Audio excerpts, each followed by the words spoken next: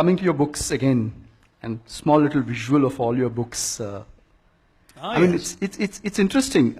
All of the books are about India. Actually, they're not all there, but yeah, in most of the books. There are 16 books, 3 missing. But great, very impressed collection. Very Okay. impressed. I mean, but I think if I cover all the books, it would still be predominantly about India. They're all about India. So my question really is, obviously there's a lot of passion with regards to India. Very much so. And that's one of the things that you keep writing about in all your books.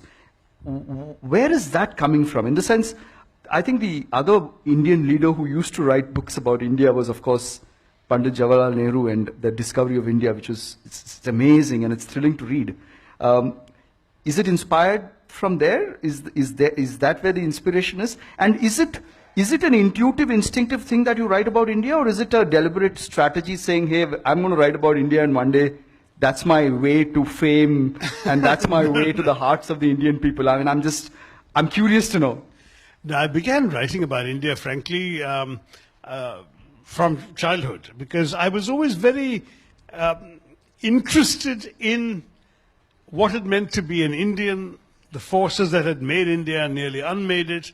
And I had a lot of curiosity about those things, which meant I was kind of scratching an intellectual itch about India throughout. A lot of my studies too, I enjoyed history, and in Delhi University you did a course in British history, you did a course in, we had a choice of American and Far East, I did American, all of that.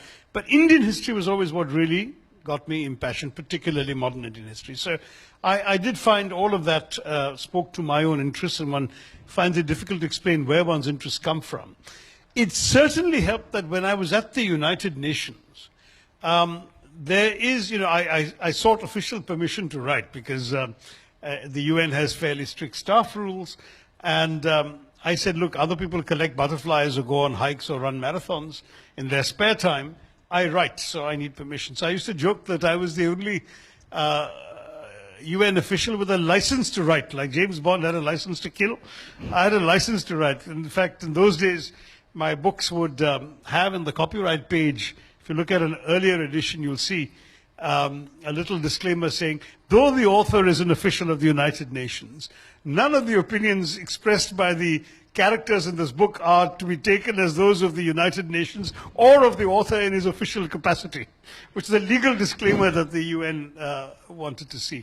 Anyway, to cut a long story short, because you could not write anything as a UN official that offended member states, I figured out that the only member state it was safe to offend was my own, because we are a democracy, and that even if I wrote something nasty about India, the Indian government was hardly going to complain about me.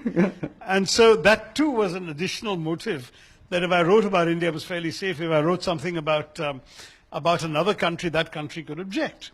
Or some UN official could object.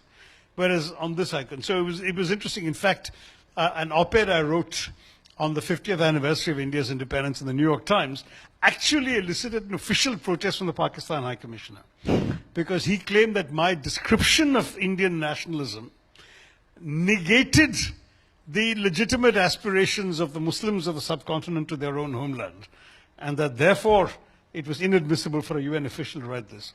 So Kofi Annan received the letter and he called me and said, I don't intend to reply. And he showed it to me, and then out it went into the filing system. But the fact is that if even indirectly mentioning Pakistan meant that I could elicit a protest, it was just as well that I stuck to India.